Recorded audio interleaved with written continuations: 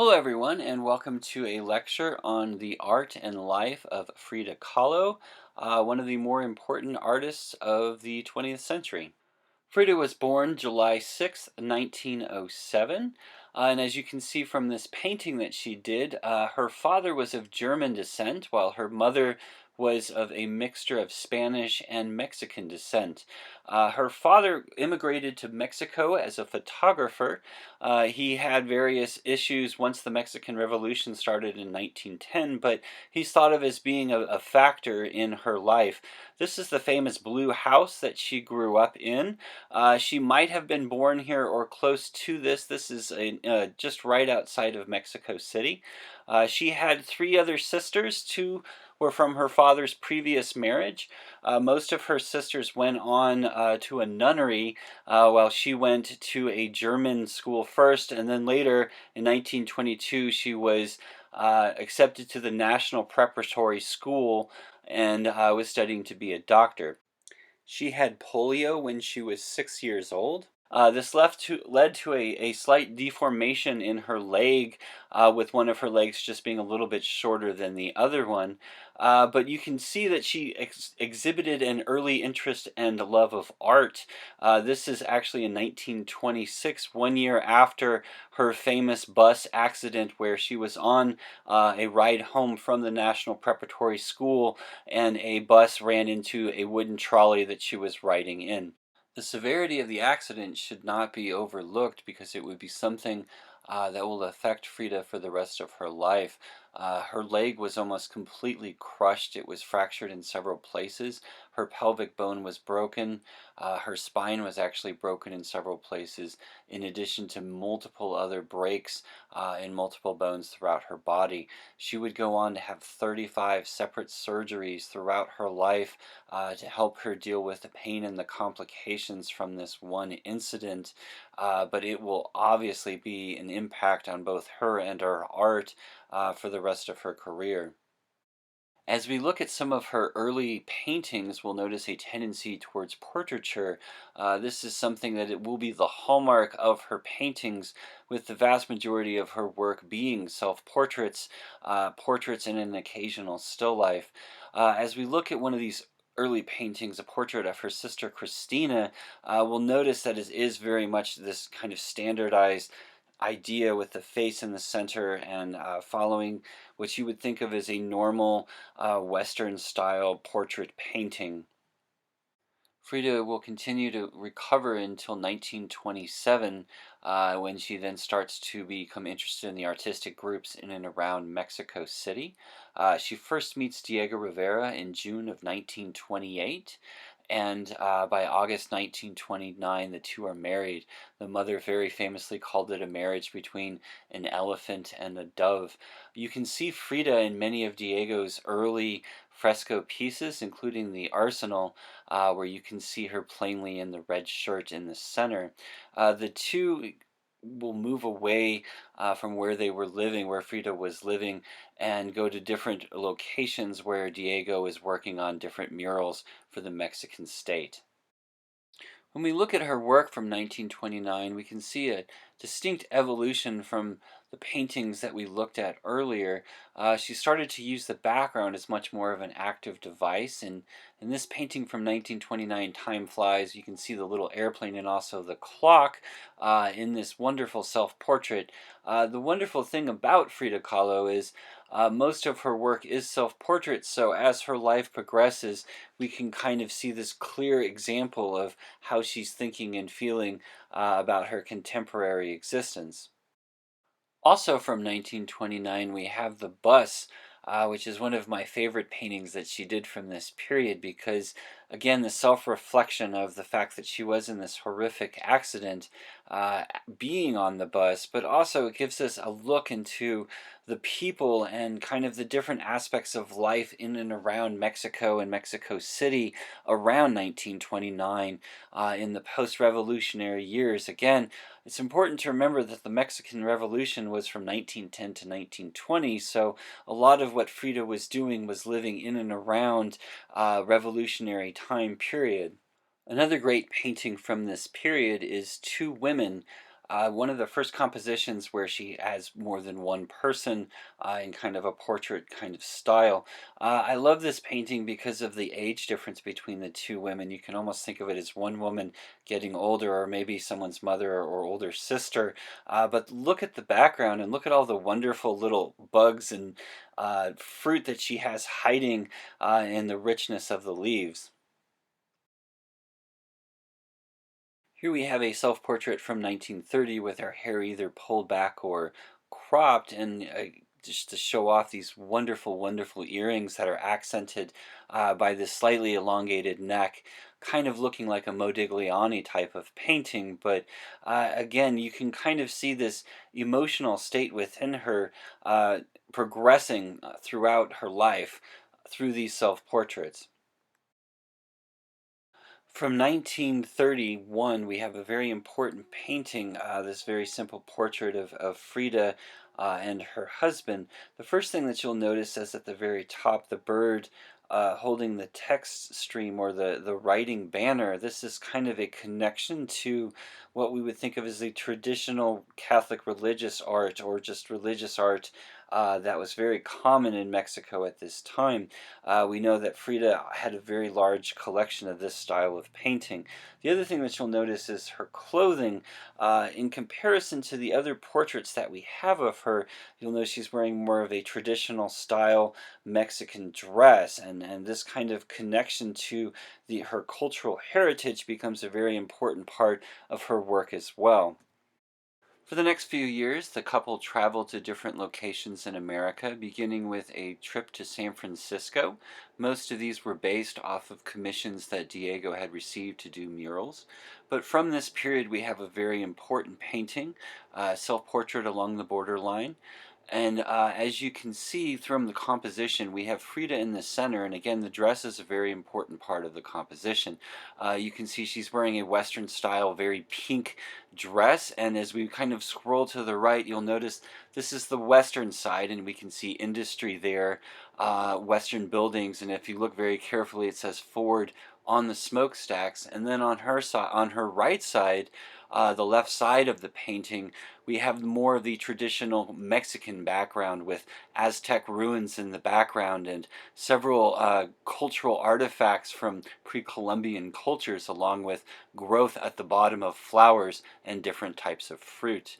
The couple then returns to Mexico briefly and then travels to New York City. And again, all during this time, Frida is becoming more and more of a cultural influence, and her popularity is rising. We also have this wonderful painting, My Dress Hangs There. If you look in the center of the composition, you can see one of Frida's traditional Mexican dresses in and amongst the ruins and of civilization, tall buildings, different things that you would have experienced there in the city, almost asking, where is my place in all of this Western civilization? In 1932, the couple traveled to Detroit, where Frida has several health complications and actually has to be hospitalized for a period. In 1933, they briefly traveled back to New York, but by the end of the year, they had traveled back to Mexico. Frida Kahlo's mother passes away in 1933 as well. And when we look at this portrait from 1933, we get this emotional sensation from it that's very appropriate for how Frida was probably feeling. The sharp, sharp gray background adds to the emotive feeling within her facial expression. In comparison, we look at a portrait from 1935, self-portrait with curly hair, where we get a much more kind of jovial sensation from the painting itself. One of the things I've always loved about Frida Kahlo's portraits is she's not afraid to paint in her facial hair, her very prominent eyebrow, and of course her small mustache that you can see above her top lip.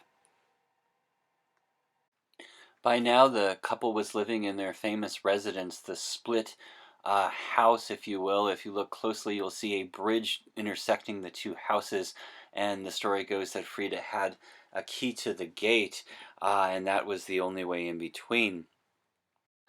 Their relationship at this point was fraught with many infidelities and other problems. When we look at this painting, from 1937, we can see that Frida has kind of returned to this more simplistic style of portraiture, again with her traditional Mexican dress and one of her dolls from when she was a child. The garment or the dress is always important when you're looking at Frida Kahlo's work, and we see it again in this L'Amour, the Heart from 37 as well, where we have the Western style in the background and the traditional style more in the foreground, but you'll notice that Frida is somewhere in between, of course, with a knife through her heart. This might be during the period when Diego famously had an affair with her sister. Uh, Again, a few infidelities within their relationship. Here we have a self-portrait dedicated to Leon Trotsky, and both Frida and Diego were both politically minded people and were very much in tune with the Communist Party, and lobbied to have Leon Trotsky actually come to Mexico. This is a famous portrait that Frida painted for Leon, and the story is, of course, that they had an affair as well. Here you can see a photo of Frida Kahlo and Leon Trotsky together. Unfortunately, Leon Trotsky was assassinated while he was in Mexico City.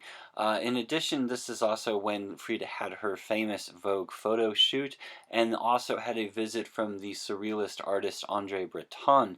Andre Breton was absolutely in love with Frida Kahlo's work and very much considered her to be one of the surrealists. You can definitely see a surrealism within her work around this time, even something as simple as a still life, which we haven't seen a lot in her work. We have this kind of strange sky in the background, and we're not sure if we're looking up or down at the plate of food itself.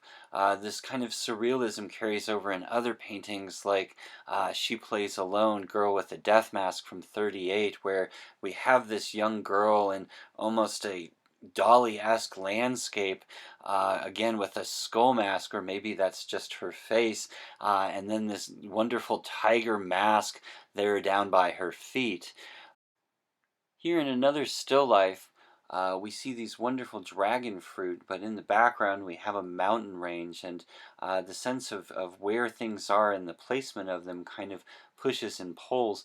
In particular, we have this little skeleton figure up in the corner, and it kind of gives us this very, very strange sense of scale because we're not quite sure if we should associate this skeleton with our size, or maybe it's a miniature piece. When we look at a lot of her self-portraits from this period, again, it's very, very telling of her emotional state. Here you can just see this overwhelming sense of stress that seems to radiate from her face. In this particular painting, she has one of her pet monkeys. She actually did have a few pet monkeys in addition to an entire menagerie of other pets. In 1938, Frida Kahlo travels again to the United States to have a show at the Julian Levy Gallery, and then in 39 she travels on to Paris. When she returns home, she paints probably one of her most famous paintings, The Two Fridas. This is also during the time that she essentially has a divorce with Diego Rivera, even though about a year later they actually get remarried. There's been a lot of different interpretations of this beautiful painting, but what we can see is there's obviously two Fridas, one in more of a Western style clothing and one in a more traditional Mexican attire, and we have the connection of the hearts. We also can see the heart, of course, the veins from the heart connecting to each other and bleeding on her dress. There's been a lot of different interpretations of what this painting actually means, but there isn't actually a set answer from the artist. When you look at it in comparison to our other work, what we will notice, though, it is much larger. This is one of the largest paintings that she worked on, with most of her paintings being much, much smaller, especially her self-portraits. Following her divorce, she moves back into the blue house that she grew up in, and this will be where she works for the rest of her life. Many of the paintings that we see in this time period are actually dedicated to her doctors as she's continuing to have health problems. And it's from this point forward in her life that she will have to wear a corset of one sort or another in order to help support her spine.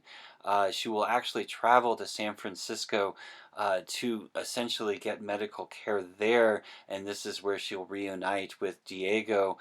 Both of them had essentially made their way there in 1940 following the assassination of Leon Trotsky. Despite the numerous issues that she has with Diego and the fact that they will remarry in 1940, she very much is an independent woman from this point forward. And her work has an amazing sense of confidence and maturity from 1940 on. Looking at a portrait like this, we can see a very, very wonderful composition, and again, really alluding to kind of this surrealistic aspects of life. The self-portrait is always the most important thing when you're examining Frida Kahlo's paintings. And as I mentioned before, she has numerous pets, and you really get a full display of that from this time period as well. But pay particular attention to the emotions that she's feeling, as they're very, very visible and apparent on her face.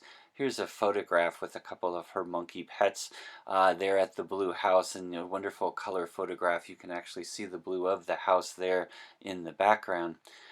Here we have self-portrait with necklace of thorns, and you have to really admire how technically sophisticated her paintings have become at this point, especially in comparison to her early work.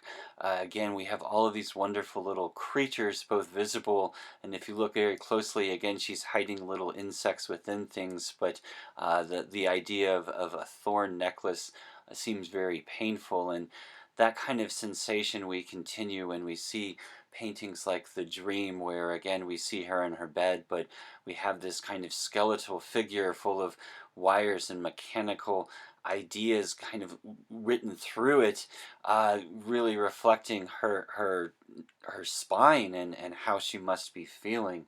In 1941, her father passes away, and we can see her working on an early portrait of her father here in the photograph.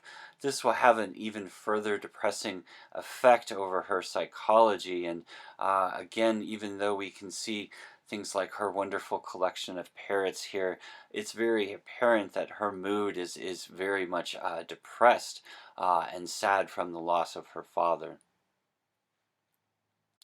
Well, this painting has a very realistic feel to it.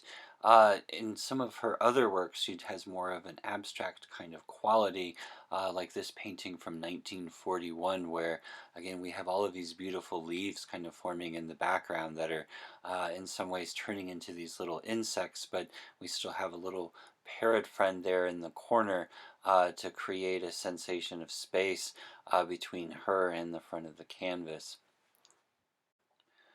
With all of these self-portraits, you get this wonderful sense of variety. Like in this one, self-portraits with braids, one of my particular favorites, just because of how her hair is kind of pulled up on the top of her head. And then towards the bottom, there's again these leaves kind of embracing her, almost making her look like a plant, and the braids being just an offshoot of the vines from the plant itself. It should be reminded that, again, she's in very poor health, so she doesn't have a huge amount of mobility. So the large amount of self-portraits that she paints, of course, makes very good sense. Moving away from the self-portraits, here's a portrait of a young girl, Lucha Maria, and we have both the pyramid of the sun and the pyramid of the moon there in the background, along with some more traditional Mexican clothing. Again, this is a very important part of the vocabulary of Frida Kahlo, and it's something that she very much wants to kind of generate within her work.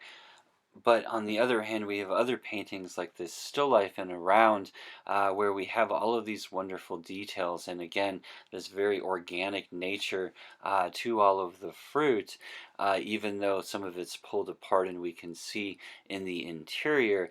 Look at the beautiful flowers and the almost this almost symmetry she has along the base.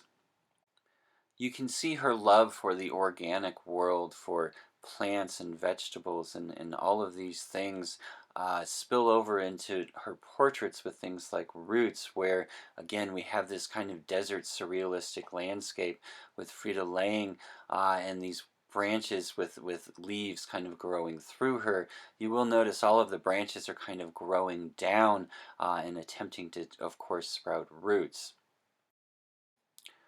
This love of the organic side of the world can be found throughout her work of this period. And myself, as a Tewana, one of my favorite paintings by Frida Kahlo, we can see herself at the center, but we have all of these wonderful branches or roots coming away from her. We also have, of course, Diego's portrait in the very center, right above her beautiful eyebrows, kind of showing him that she's still thinking about him, but again, an absolutely gorgeous painting.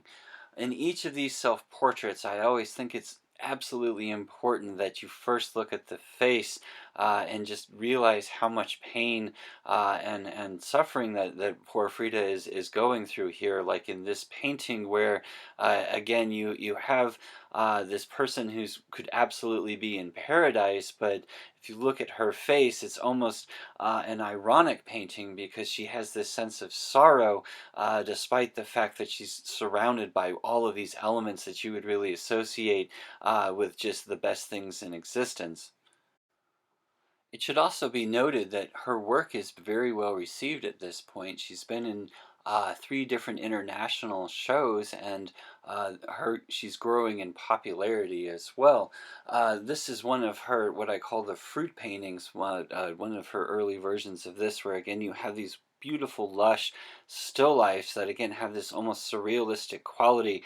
Again, we have this owl kind of tucked in with the rest of the fruit, and really it's meant to show just the vivaciousness of life, the lushness of the fruit, in particular the watermelons in the middle of the composition. But yet we have other works like this one, Thinking About Death, from 1943, where the subject is very apparent. And again, we have the same device she'd used before, but instead of seeing Diego Rivera there, we of course have a skull, and we can only assume the meaning of this painting. And it becomes more than obvious that the pain and suffering that she's experiencing from her physical problems are just becoming overwhelming. In one of her most famous and personal works, The Broken Column, we see the corset that I had described earlier, and her spine is a kind of Greco-Roman column that is, of course, broken. If you look very, very closely, you'll see these nails or needles that are actually penetrating into her skin. Also from this period, we have paintings like Moses that almost have this mystical character to them, where again it almost looks like a type of vision or some type of surrealistic device into what she feels or thinks about what is occurring in the entire universe around her, centered with a child in a womb and exploding into the sun above, and on each side, kind of having different characters or people historically that have influenced or are important to her. In 1945, she travels to New York to have an operation where they put a bone graft and a steel support to try to straighten out her spine. And unfortunately, the surgery was not a success. And due to complications both with the surgery and also its recovery, she returns, of course, to Mexico City, but the pain and her spine just becomes such an issue, and it becomes just the overriding aspect, of course, in her work. When we look at Wounded Deer, it's almost this heartbreaking image of suffering that we can see within the artist and how she must be feeling with the multiple complications that are occurring with her spine. When we look at Tree of Hope Remain Strong from 1946, we again see the two Frida Kahlos, but again in very different guise. You see Frida in her traditional Mexican dress holding the corset, and of course the operation of Frida on the other side of the image, with both day and night reflected in this. And again, we have a self-portrait from 47, but again, showing the brutal honesty of how she must be feeling. And this is what I always think is the most powerful thing about Frida Kahlo's work, is that she's honest.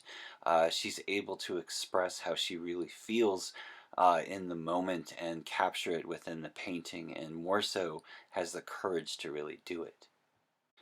The other thing that I love about her work towards the end of her life is that she also celebrates life, that her paintings are also beautiful, and we have like this one, like The Sun in Life, where again it's full of warmth and about things growing and that side of existence, even though at the same time we know that she's in horrible pain and suffering.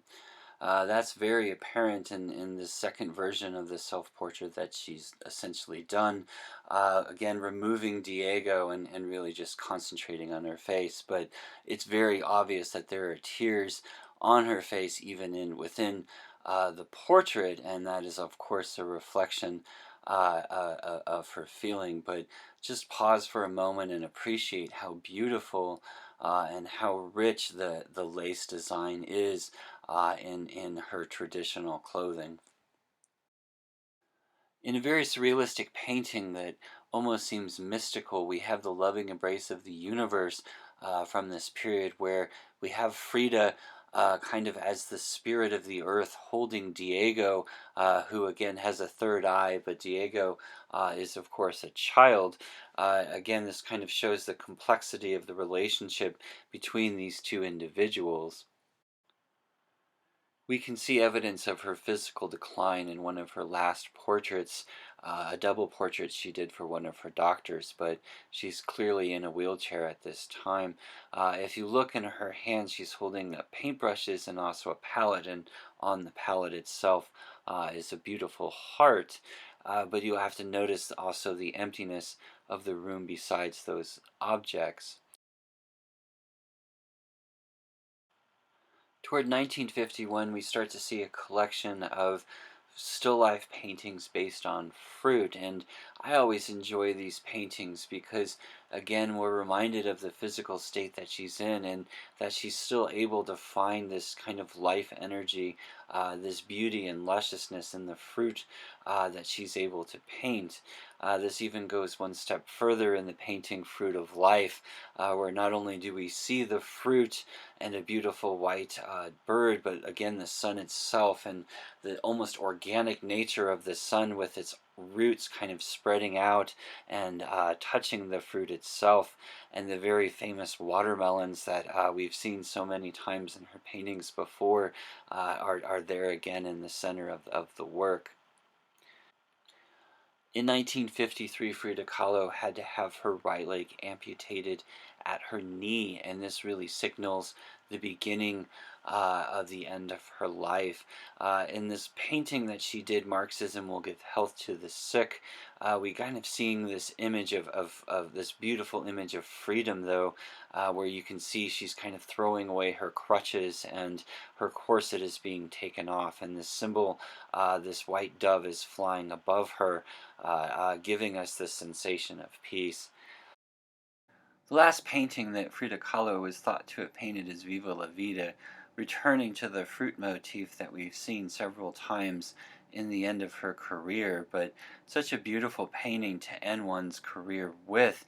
Again, these beautiful lush watermelons, and inscribed in one of them is not only her name, but the idea of Viva la Vida, or long live life, which is such a beautiful idea, especially when you consider what a painful existence she had. She still had this way of seeing the beautiful side of things, and the lush and vibrant aspects of life in everything.